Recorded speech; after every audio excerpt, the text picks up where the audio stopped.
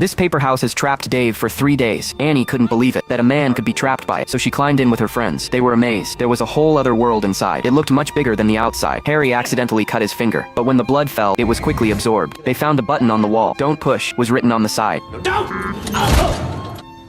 Then they went into another room, a giant mask with its mouth open and spitting colored paper out. On either side stood giant paper cranes. They walk into a sea of paper. As the camera looks around, the cranes suddenly appear and attack the cameraman. The mask exhales a great deal. The door begins to close downward. They're too busy dealing with the cranes. They didn't have time to escape. Frank kills the cranes with a recorder stick. As the mask exhaled its last breath, the door closed completely, so they had to go into the mouth to find another way out. They came to a new room. Jane was running around excitedly. She thought it would be fun, but then she stepped on a mechanism. This triggered a sophisticated mechanism. Then a large paper knife cut through her neck, was sprayed with red confetti.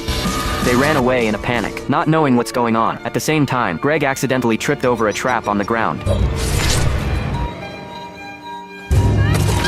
He was stuck through the paper too. A terrified Bryn approached the camera crew, but when they arrived, Greg had vanished without a trace. So Annie got out her art knife and poked it into the wall to make a hole. Suddenly there was a gust of wind. Something seemed to be approaching them. The wind is getting stronger. In the nick of time, Annie made a big hole. Everyone fled in, but Bryn was the only one standing still. Get out of here!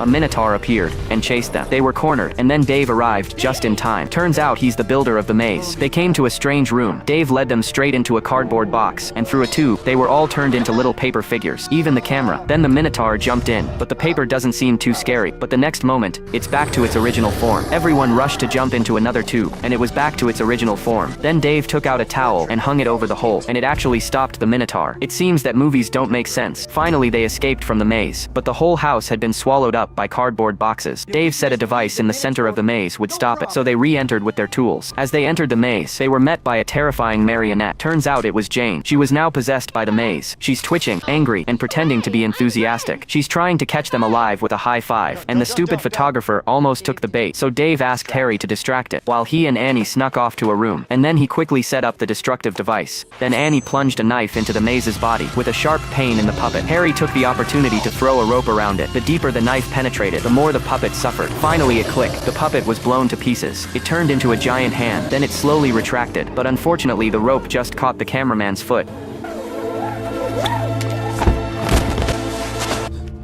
As he fell down unwillingly, countless confetti spurted out. On the other side, Annie went into a frantic mode. With her several punctures, they reached the heart of the maze, then put the device on the turntable and plugged it in. Then the device went into overdrive. Dave gripped the knife and slashed at it with all his might. The maze began to crumble, and the minotaur was drowned in paper. Finally, they made it out alive. The living room was a mess. Dave threw all the cardboard into the garbage, but what they didn't know was the minotaur also escaped with them.